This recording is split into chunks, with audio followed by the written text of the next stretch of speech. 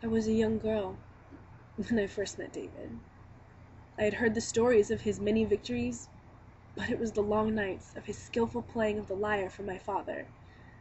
That is what won my heart forever.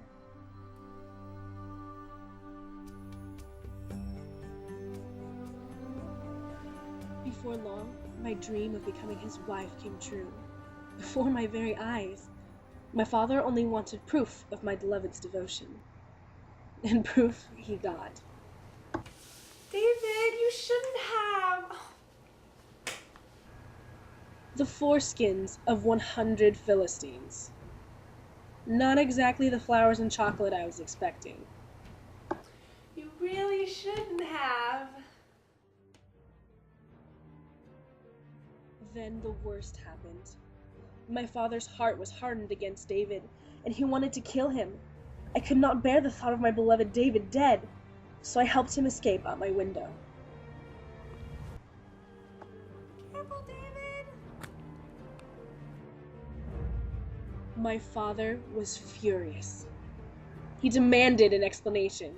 You deceived me. How could you let him escape? My lord, he threatened to kill me. I hardly know what came over me. My beloved was gone. My father furious, murderous. So I lied.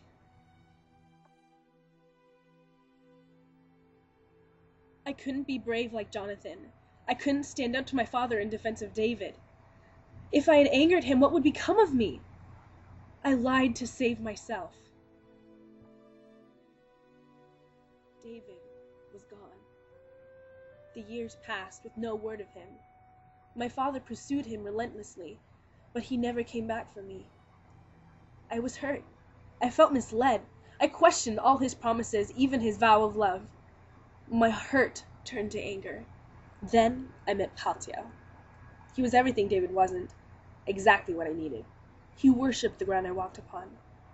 I wanted for nothing. Yet, the image of my beloved David never left me. Sometimes I would even pretend it was David, not Paltiel, that showered me with love and gifts.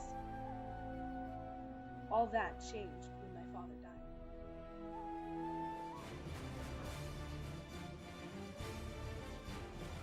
Ishbaal and David fought for control of the lands. Still, I heard nothing. Then it came. David was summoning me back to his side.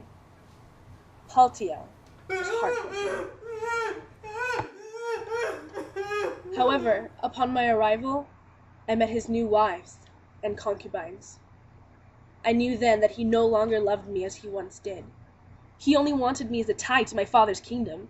My anger turned to fury.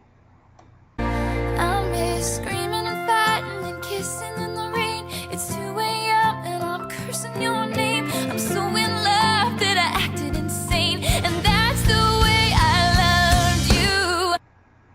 I kept my silence and played the proper role as wife of David, king of Israel. Until one day. The ark had finally been recovered from the Philistines and was making its way home to the city of David. My husband accompanied it, but upon his return to the city, his conduct astonished me. Here we go.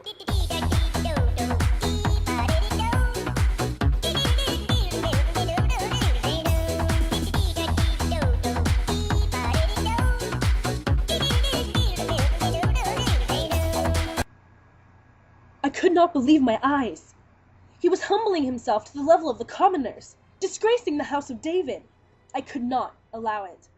I confronted him, and all my resentment, hurt, fury, and bitterness was unleashed. But my plan backfired. He turned against me. He reminded me that it was not for himself, the people, or even me that he danced and rejoiced for. It was for the Lord. My fury turned to ashes in my mouth.